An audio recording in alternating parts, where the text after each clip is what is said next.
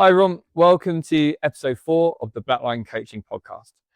As track sprinters, strength and conditioning is incredibly important. And today we're going to be discussing, should everyone back squat? We found this one really, really interesting as all the coaches train differently.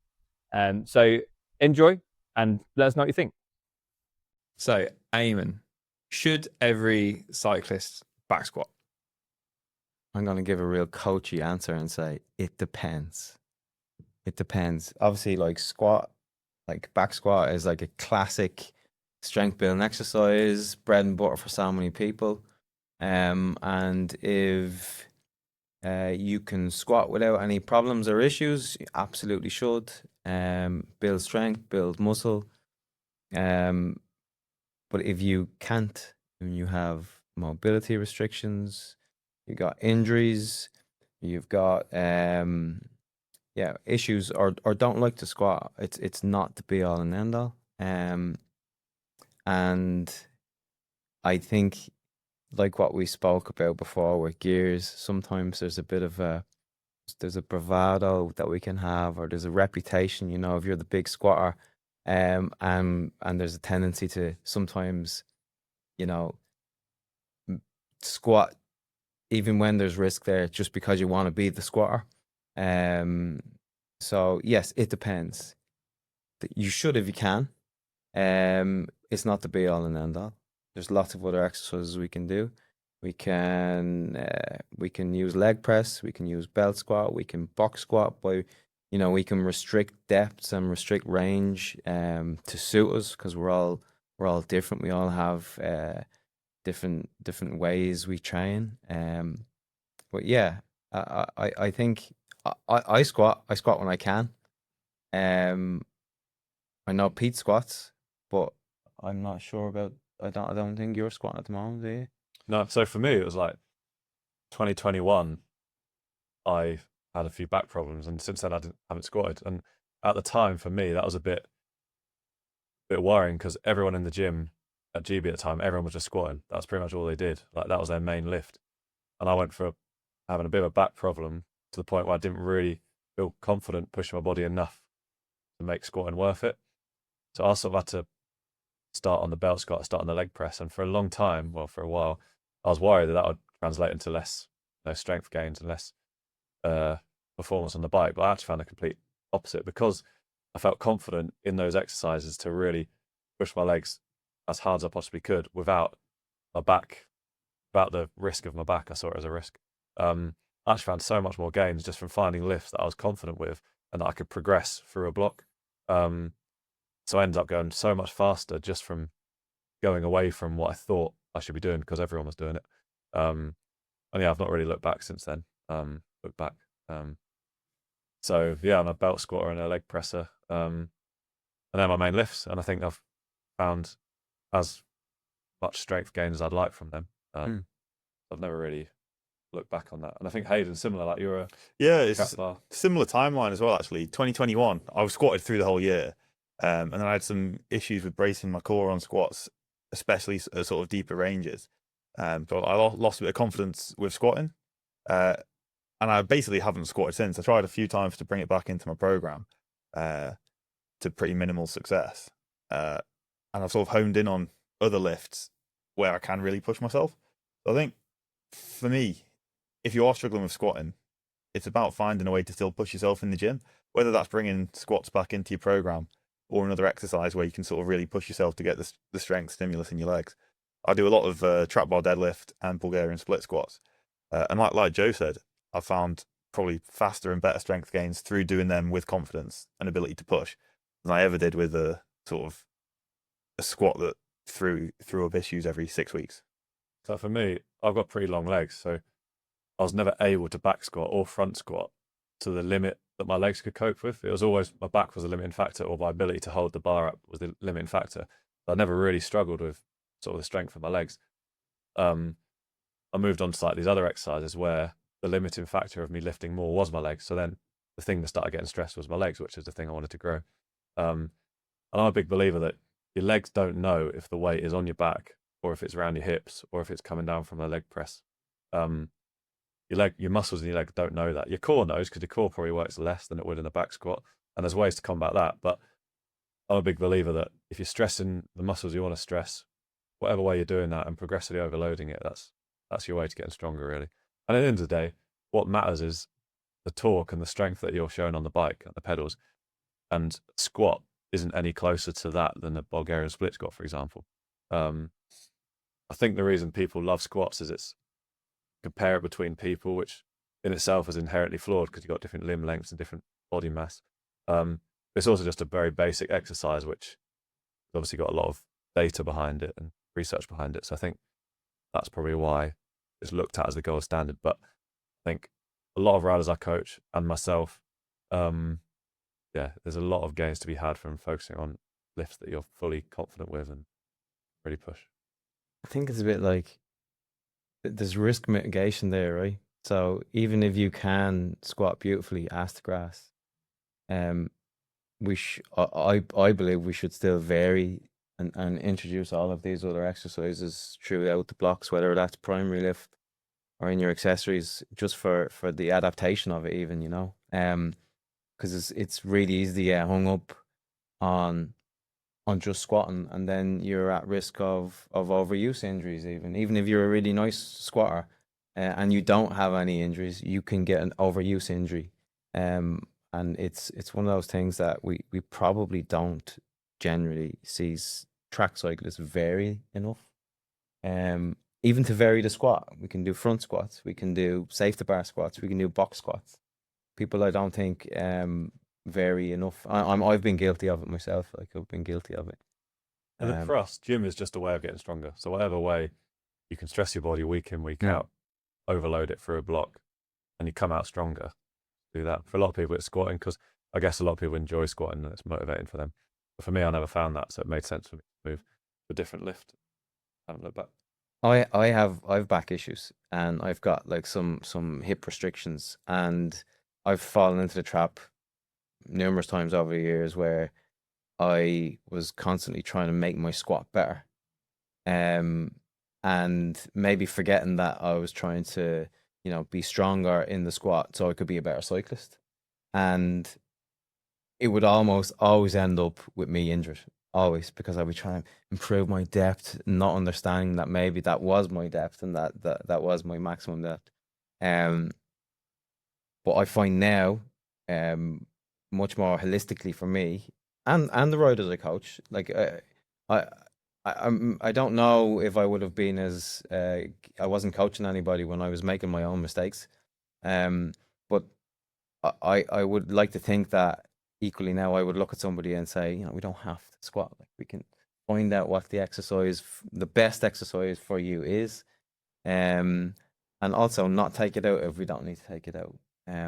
I would, even now I still squat. When it comes to different phases of training, I might restrict that depth, and I, like, at the moment I'm box squatting because I don't want to even risk maybe being injured, even though I'm being pretty safe with it.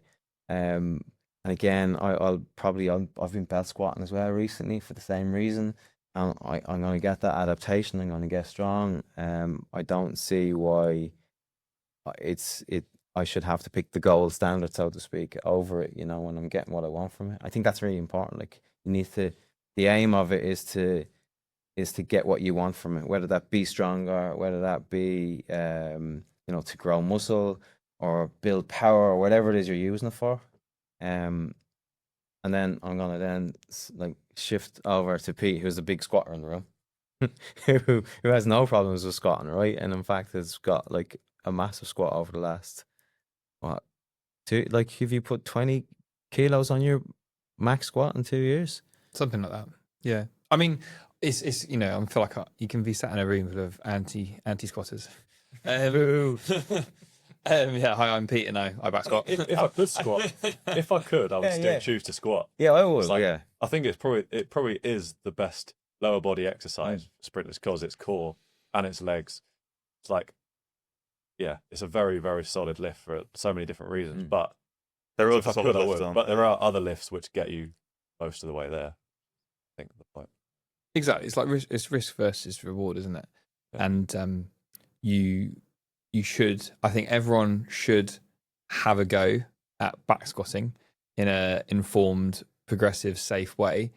And if it becomes apparent that the risk is becoming greater than the reward for a number of reasons, then you should explore other options. So I wouldn't avoid back squatting for somebody who's either got no injury history or in fact no training history. Like, it can be introduced and explored. But I think, it's not like the secret to success is through back squatting. Like, it's a great compound lift that does a lot of the things you need it to, but you can get injured. Like, it's I never forget when I was going for a 1 rep max a long time ago. My coach said to me, "Remember, you don't have your squat PB stamped on your forehead," and then just left the room. And I was looking at the weight, like, I want to lift it, and I didn't, because the risk versus reward was too great. And he called it and left me to make my own mind up. But I think that's the thing. And you touched on it. The reasons we're in the gym, like, that is to build muscle, to get strong, to be efficient, and to reduce injury risk. We're actually in the gym to trying to use that to reduce injury risk. And at the end of the day, sprinters typically get injured crashing or in the gym. There's not many people that actually injure themselves riding the bike. Of course, that contributes because we spend our whole time kind of hunched over, and then we're trying to open up for the gym. But actually, the two biggest risks we face to having interrupted training is crashing and hurting yourself in the gym. So, training consistently is important, and you should have a flexible approach, and that's different to everyone, because, again, like, it's great to have access to a belt squat, and not everyone does. Some people have a barbell in their basement, and that's it. And but there's so many different ways to achieve those objectives. It's just about being creative and looking at the individual, and yeah, I think so. That's my take on it. Is, like, I'm not necessarily to enjoy back squatting for all the reasons of it's motivating, and yeah, like, it's fun, and that would be my go-to lift for anyone. But it's it's, you've got to keep you healthy on the bike, and healthy and on the bike, but yeah, loads of different questions around strength training. One of them is that I've been told, actually, myself, but it's really interesting, is there a point where you're strong enough? Is there a point where you think that's actually, I don't need to get any stronger? It's something we hear a lot. What do you think? There probably is a point where you are strong enough in that you don't need, it's back to risk and reward, right? Where you don't need to, like, constantly push the boundaries to try and get stronger, where maybe you can change focus in the gym. If you're a super strong back squatter, and perhaps maybe it's an opportunity to work on power ranges, or to focus more on your mobility, or your more holistic, robust rider, and focus more on gym maintenance. I don't know, because I think sometimes we're always chasing the get stronger, gotta get stronger, and I would love to be at the stage where someone says, I'm pretty strong enough. And it's a very mature decision to make sometimes. If you are, like, squatting 250 kilos, do you really need to squat 260? Will it make you faster on the bike, I think, is the more important. Will it make me faster on the bike? And yeah, I think sometimes, again, it's about risk management. Like, I don't need to do it, and if it's going to affect me negatively, possibly, well then maybe I don't need to do it. I think if we're talking about, are you getting strong enough, it comes down, it's a question of, like, time best spent. If you're super, super strong, but your times don't necessarily reflect that on track, getting a bit stronger will probably make you a little bit faster. But there's probably something else going on. You could then, instead of, say, doing 3 gym sessions to try and put another 10 kilos on your squat, which will probably require a lot of effort and time if you're a 250 kilo squatter, you might cut one of those and think, we can probably get a bit more here out of an extra watt bike session in the week or getting on track, because you need to be able to express your strength on track at the end of the day. And if you're super strong but not fast enough to match it, as you might say, there's almost definitely something else you can be doing where you're going to affect your times come race day more. Yeah, I think I think of it as, so, you know, because should you try hard in the gym? Like, should you, because you could like cap that weight. So if you're a 250 kilo back squatter, you could say, I'm not going to do more than 230. But I think actually the way that I tend to approach it is, all we're trying to do here is transfer that strength to force on the bike. And the act of squatting 250 kilos is massively fatiguing, and then limits the force that you can produce on the bike because you're tired and fatigued. So when we come to like the tapering process, for example, I would say if you are very, very strong in the gym, you can bring that peak in strength further out than somebody who's less strong. So you might, for example, peak 2 months before your competition, and then dedicate more time where there's less fatigue from that super heavy lift. So you do cap it at 220, 230, whatever, you know, whatever, say 90%. And you can do some velocity-based work as well to keep that really engaging and stimulating and maximal. And then you can use that kind of freshness, that the fatigue has been lost, to then maximize your cycling. So you're not really saying, so maximizing your kind of force transfers to the bike. So you're not really saying, I'm strong enough, therefore I'm not going to push. But what you are saying is you're effectively looking to have the strength maintenance phase starting earlier. Your taper becomes much longer and more gradual. So instead of hitting your heaviest lift 2 weeks out and then hoping it's all going to come good in a taper, you have a really nice gradual taper over 2 months. Whereas if you're a rider with a back squat of half that, you probably could do your heaviest lift relatively much close to competition 3-4 weeks out, and have what I would call a hard taper, where you then kind of remove everything. So that's kind of how I'd approach it. So it's not for me, it's not about saying you're strong enough, because strong enough means don't lift the heaviest weight you can. But what it does mean is it changes, you know, the fatigue from that lifting is greater, and the taper should be longer. And what that really does in reality is maximize the time you're dedicating to transferring that strength you have to pedaling on the bike. So that's kind of how I break it down in my own mind. Because I do think, you know, the way you carry that fatigue from being 250 to 120 back squat is different, you know. So another thing is where gym is important is transition between youth gears and junior gears and unlimited gearing, because often youths have really good pedaling efficiency. Their coordination on the bike's obviously very, very good because they're only racing on 88 inches, UK anyway.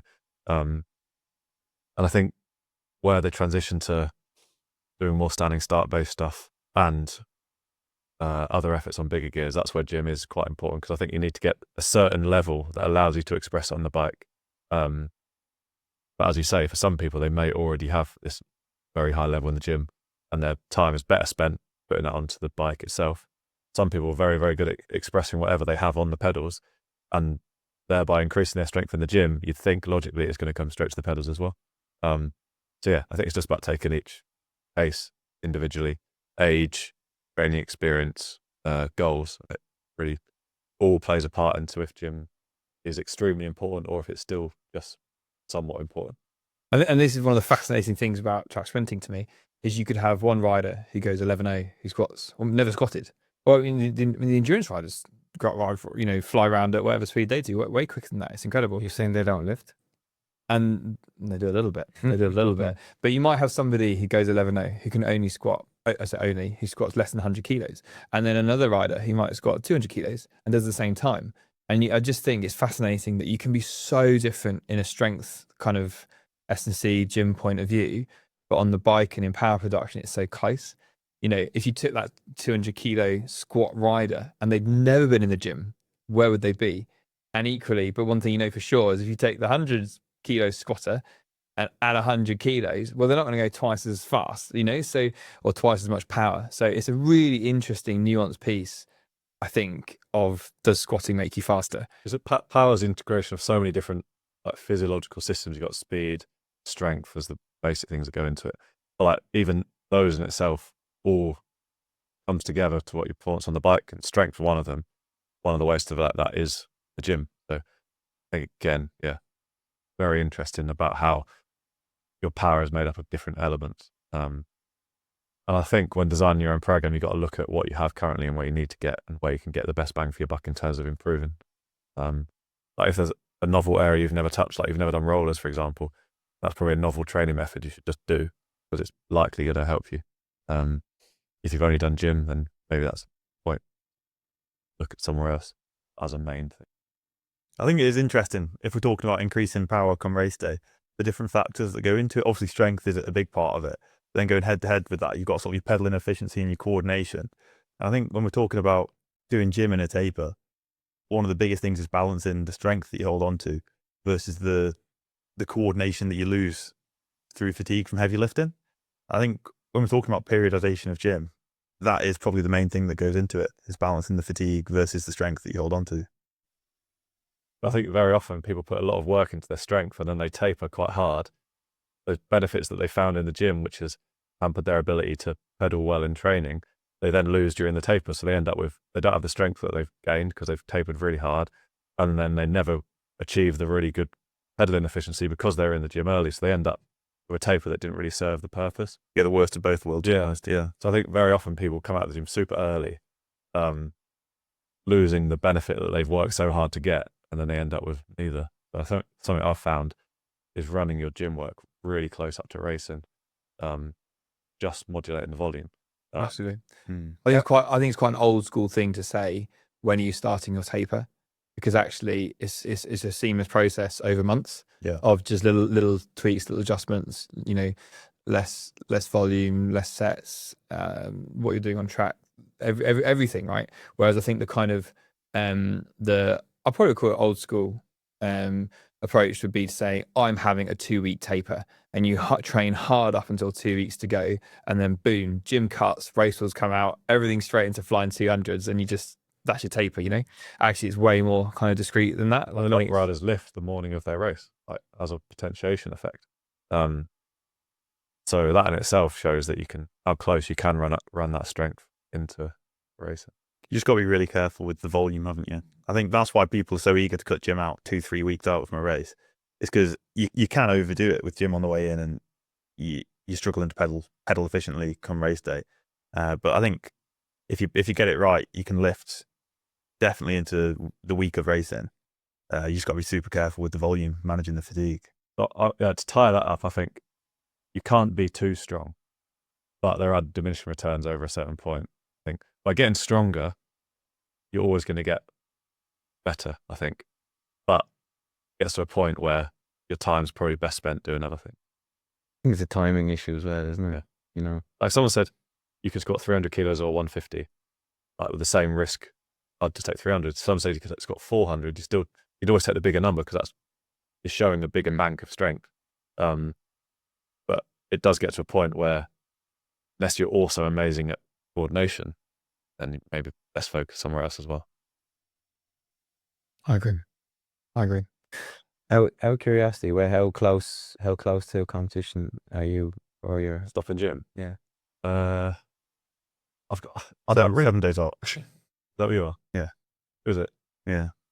I've experimented a lot of different tapers. I'm still not decided on which is best. Again, it depends on your event. Yeah. It depends on the person as well. Yeah, Well, that's the big one, I think. I absolutely, as soon as you stop doing gym, like 3 or 4 days later, I'm just faster and faster and faster for 7 days. Yeah. That's where I've landed where I am. And then slower and slower and slower after. Yeah. Well, you lose. You start. I think you start feeling less strong on the decline or whatever. Yeah. But it depends on your training history. Like, Yeah. if you had a whole 12-month prep for this one race, you're probably going to hang on to it a bit better than if you only had a month prep of gym. I think it probably depends as well if it's not like if you've got another race relatively close to it as well. Like you don't want to get DOMs, you don't want to come back into the gym, you know, on the Monday having had 2 weeks off. Yeah, I've done some of my best times like on training camps. Like a few years ago, we went to Australia for a long camp. We did gym the morning of the 200, and I think that was my PB for quite a few years. So I think, like a low volume gym session, like a It was like more primer. eccentric leg press. We were doing like one leg down, two legs up. So it was real. Yeah, It was about the stress Egan thingy. yeah, really. So like, and that completely blew my mind on what is a taper and what. So I think there's a lot of different ways to do it. But I think generalized big mistake is people coming out of the gym too early and losing the gains that they've worked hard for. I think it's out of fear as well that they're just going to not be able to pedal on race day. And it's not necessarily a well-founded fear either. What do you think about single leg work as a kind of, just to give a bit of context to it? Often I've seen people almost doing it and trying to replicate the action of pedaling. And that's the reason for doing single leg work. Like, is that something you guys would set? And what do you think about the reasons as to why we're doing that? I can see why some people would do it. Like logically, it makes sense. S&C coaches that I've spoken to have always been so against making things look similar because they're so focused on we're in the gym and it's like non-specific strength essentially. I'm not completely decided on if it's good or bad. I think if it helps you motivate yourself to progressing a lift over a number of weeks, then go for it. If you'd rather do something completely different away from pedaling and then transfer onto the pedals later, I think that's fine as well. But I can see reasons for it and I can see reasons against. I look at it like the gear ranges as well, that you should work through different ranges. And so, you should incorporate single leg as well as bilateral, because it once it's not going to harm you and you're essentially kind of covering all bases, I wouldn't see why not. Personally, I do quite a lot of single leg stuff, but I never really went into it thinking like there's two schools of thought, doing both legs or doing single legs. It's just sort of, I've tried obviously a lot of exercises in the gym. I think the ones that you keep in your program long term are the ones that you feel you can really push and progress and get the strength out of it that you want to. And a lot of the time I've landed on single leg exercises. That's great. Like Bulgarian split squat, for example, is one of my main lifts. But I didn't approach it thinking, I love single leg work. That's what works. I did it and I thought, this is an exercise I can really push and get something out of. I think as well, if you do have imbalances, if you only do like bilateral stuff, you won't realize it until you do one day and you're like, oh, my left leg is so much weaker than my right, or vice versa. And so just to have them in the mix is I think beneficial. Yeah, 100%. I think especially for accessory work like your leg extension sort of stuff, you can really sort of focus on the movement. I have one more question to throw out there, which is one of the hardest questions, I think in strength conditioning. How much weight do you put on the bar or on the machine? How do you actually know what weight to use? All of the weight. Because right, so that's the thing, right? The heaviest thing I can think of every single set, all the time. So everything's RPE 10 to the max, near failure, all the time. Is what some people say they do. I'm not sure I quite believe that anyone trains exactly like that, but basically maximal the whole time. But I think if you train like that, the injury risk, as we've spoken about, goes through the roof. It's incredibly fatiguing. But equally, sometimes you do need to max out, right? You do need to do the heaviest thing you can. Like, so if you were working with a rider, like, how would you try and give some guidance on what weight they should be lifting? Like, it's really difficult. It depends on your focus of that block, I think. Like, early in the block, you may want to be doing higher rep ranges, hypertrophy work where quite metabolically stressing and you're not necessarily heavy in a single rep, but multiple reps building up to making a lot of work. Later in the block, you might want to be looking for peak strength where you are really, really pushing that weight towards like 1 rep in reserve, 2 reps in reserve. And then later in the block, you might be working slightly below your max, but trying to look at more velocity based. So I think as a general question, that's quite hard to say how much weight, because it really depends on what the goal of that gym block is. Yeah, I quite like using RPE as well. And the other thing I found is that, people's own perception of RPE is obviously different. One thing I find fascinating is I feel like there's 2 camps on this. Some people like to be set what weight to do in the gym, and some people like to see how they feel on the day, because on any given day, for example, maybe your lift will change by 5 kilos based on any number of reasons that you can't even predict until you walk into the gym. There's some people like to have that kind of flexibility of seeing how I feel. Some people want me to write down exactly what weight to do, and I'm like, well, my take on that is, well, I don't know how you're going to feel, so you can give a guide, right? And I think that you probably hit the nail on the head, Jay, where you say there's a reminder of what the objective of the session is. So we kind of want to, if you are going to set specific weights, there's like a caveat in the notes section. It says, yeah, but this is the objective. It's not to fail. It's not to max out. There should be a couple of reps in reserve. And then hopefully they know, right, that if they feel like they're not got any reps in reserve, then they just need to keep a lid on it. Sometimes it's helpful to also do as many reps as possible. Like if you do an AMRAP, to actually, you don't have to do it at a stage where you're doing 3 rep maxes, but when you are in the sort of hypertrophy range, where there's lower risk, you would imagine, because the weight should be lower. But you just to give somebody an idea of what 10 out of 10 is. Sometimes people don't know, and you get a better idea what their 1 rep max estimate might be without actually getting them to 1 reps. I'm a big fan of setting as many reps as possible on certain exercises, especially when you start working with a new rider who might not have had a lot of experience in the gym. Because I think sometimes what feels like a really hard set, like say you've got 2 8s and then as many reps as possible, and I go 8 8 and then 16. It's saying the 2 sets of 8 are fairly ineffective training, and it sort of puts it into perspective for them when you do set them 3 sets of 8 in the future, that they need to be a heavier weight than that, for example. Because I think anything more than 3 or 4 reps in reserve maximum, I think if we're looking for strength or hypertrophy, it's relatively ineffective training. You do need to be getting reasonably close to 1 or 2 reps in reserve, I think. It backfired on me one time, and I saw someone do 50 reps. Yeah. Where, because it was so far away from where I thought they would be for an AMRAP.